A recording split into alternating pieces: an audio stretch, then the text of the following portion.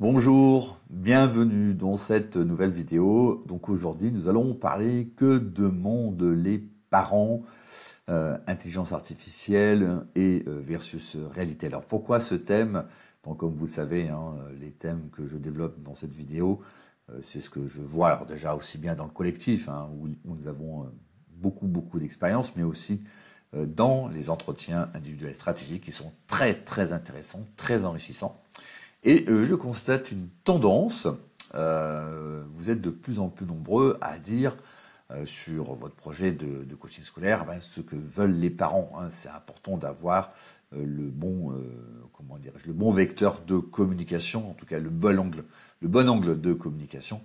Et beaucoup me disent ben de toute façon moi je sais maintenant il y a l'IA, donc quand on demande à l'IA, donc ChatGPT, voilà, ils nous disent ce que veulent les parents, donc les parents veulent plus de confiance en eux, enfin plus de confiance pour leur enfant, qu'ils réussissent à l'école, etc. Voilà. Alors quelle est la réalité? Eh bien aujourd'hui dans cette vidéo on va la tester, on va voir directement ce que fait l'IA et surtout vous présenter la réalité de nos enquêtes. Donc on fait des enquêtes auprès des parents le plus possible. Donc c'est plus d'une centaine de réponses par an concrètes. Et vous verrez la différence entre ce que dit l'IA, ce que vous pouvez penser aussi de ce que veulent les parents et la réalité concrète, donc les résultats de l'enquête. Savoir ce que demandent les parents, c'est extrêmement précieux et c'est même, je dirais, ce qui fait la différence entre une activité qui va décoller et une activité qui va qui va péricliter, qui va vers l'échec. Pourquoi? Tout simplement, si vous abordez votre communication, ça va influencer votre communication. Donc si vous abordez votre communication sous un mauvais angle, vous communiquez sur ce que ne veulent pas forcément les parents, eh bien vous allez dépenser peut-être de l'argent sur les réseaux sociaux pour faire de la publicité, pour vous faire connaître, et tout ça sera complètement inefficace. Et donc vous allez vous retrouver simplement sans client. Donc en fait, la différence un peu entre avoir des clients et son client, alors évidemment sous condition que vous portez des actions, bien entendu, vous ne restez pas dans votre canapé à rien faire, mais sous cette condition-là, quand vous menez une campagne de communication, eh bien là, si vous prenez le mauvais angle, votre campagne de communication sera un échec, et en plus, si vous faites de la publicité, vous allez perdre de l'argent.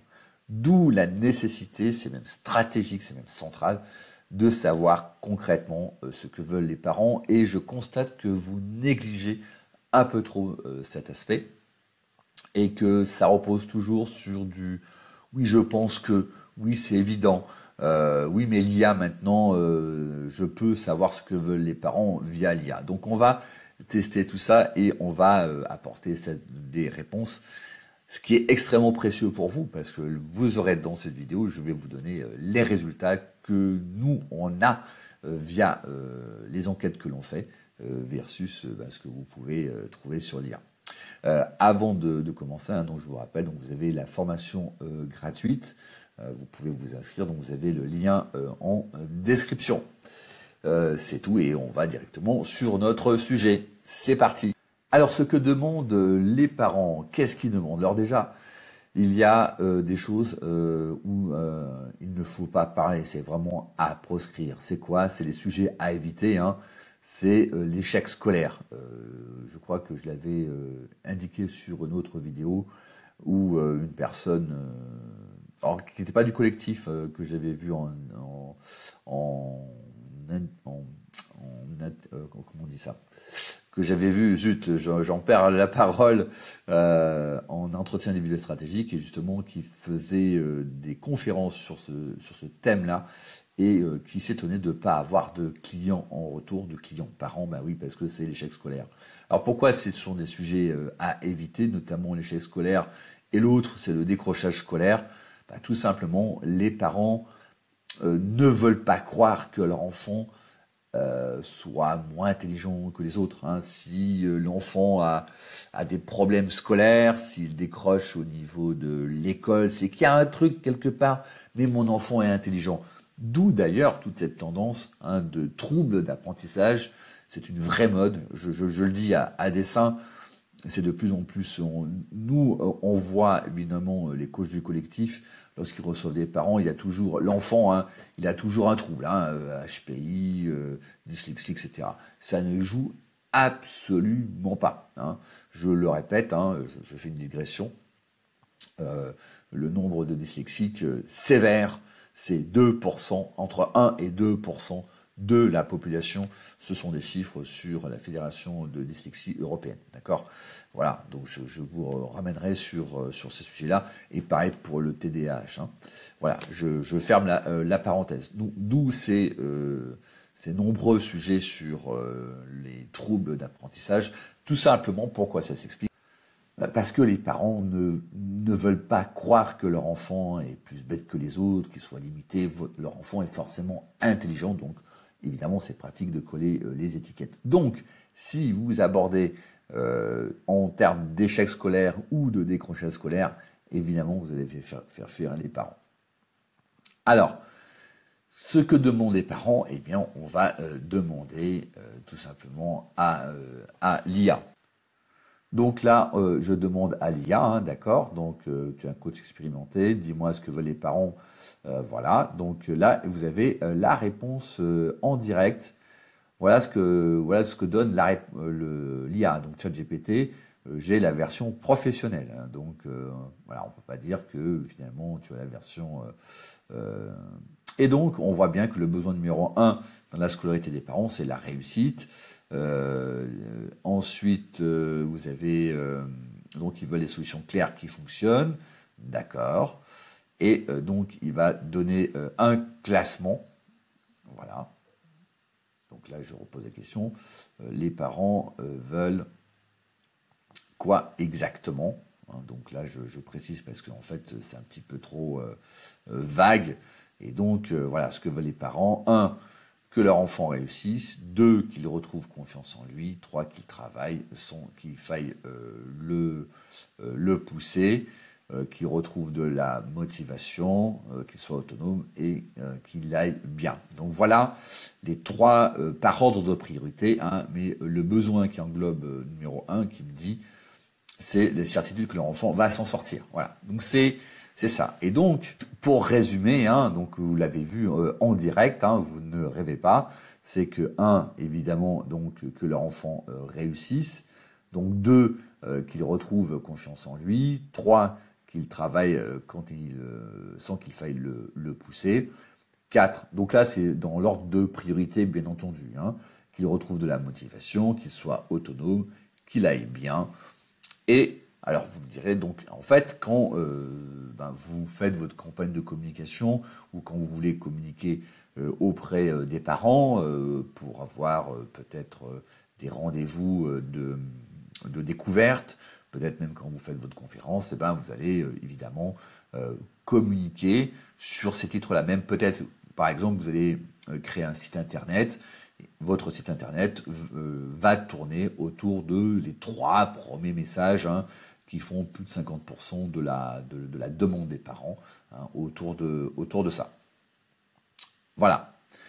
Alors, maintenant, que dit la réalité? Alors, quand je dis la réalité, là, c'est une enquête que nous avons fait auprès de plusieurs centaines de parents qui répondent à des questions. Alors, qu'est-ce que ça donne? Donc, il y a plus de 150 réponses, bien entendu. Donc, évidemment, entre ce que demande l'avis de l'IA et d'une enquête, évidemment, c'est l'enquête. Alors, quelle est la différence entre ça et ça? Il faut savoir que l'IA travaille toujours à partir de données. Quand vous demandez à l'IA que veulent les parents, l'IA n'a pas de données à la base. Donc, il va chercher un peu sur Internet ce qu'il arrive à trouver ou des avis qu'il arrive à trouver. Mais il n'y a pas de données. L'IA, on en parle beaucoup en ce moment, mais l'IA n'est efficace que pour analyser des données à votre place. C'est tout. Donc ici, il n'y a pas de données, donc on peut s'attendre à des surprises. Et voilà le résultat de nos enquêtes. La préoccupation numéro 1 des parents, c'est motivation à se mettre au travail. c'est 39% des réponses. Hein. Alors, les signes, hein, quand vous faites le total, ça fait 100, d'accord? Donc là, il y a le 8e que j'ai pas pris en compte parce que c'était... Ah, là j'ai un petit problème, là, dans l'ordre, hein, d'accord, c'est inversé. Donc ici, c'est confiance en lui, méthode d'apprentissage, donc là, ici, c'est inversé. Mais voilà ce que ça donne. Donc, vous voyez très bien que la motivation à se mettre au travail, c'est en position 4, selon l'IA. Vous voyez, c'est pas forcément évident. Hein. Ici, ensuite, les problèmes de concentration, c'est même pas évoqué dans l'IA. Et pourtant, ça en vient en deuxième position à 22%. Donc, les deux cumulés, à savoir se mettre au travail et des problèmes de concentration, c'est quasiment 71% de la préoccupation des parents. Donc, quand vous faites une campagne de communication, eh bien, il faut vraiment centrer sur ces deux éléments-là. Et si vous avez qu'un message à faire passer, c'est comment motiver l'enfant à se mettre au travail. Hein. Donc, ce que je vous donne là, c'est extrêmement précieux parce que vous ne le trouvez pas ailleurs. Alors, vous pouvez aussi le retrouver si vous faites une enquête, si vous faites une enquête auprès d'une centaine de parents, dans le bon personnel. Là aussi, quand vous faites une enquête, attention, vous faites des biais. Si vous demandez à des parents d'enfants, mais qui ne sont pas en difficulté scolaire, ben, votre sondage ou votre enquête sera biaisée parce que c'est pas la bonne population. Hein. Ici, c'est plus de 150 réponses de parents, ce qu'on appelle dans le bon persona, c'est-à-dire qui s'inquiètent réellement auprès de s'inquiètent réellement de la performance de l'école de leur enfant. Hein, c'est un petit peu juste. Et envisagent, parce qu'on les a eus, hein, on les a eus comme soit clients, soit dans des entretiens gratuits, hein, de découverte. On les a eus, ces parents-là. Donc voilà leur réponse. Donc vous pouvez bien entendu utiliser ça dans votre communication. Et vous voyez quand on dit HP, dyslexie, dyscalculie, hein, donc là c'est dyscalculie, vous voyez que bon finalement les parents sont peu concernés. C'est pas quelque chose qui les, qui les préoccupe. Hein.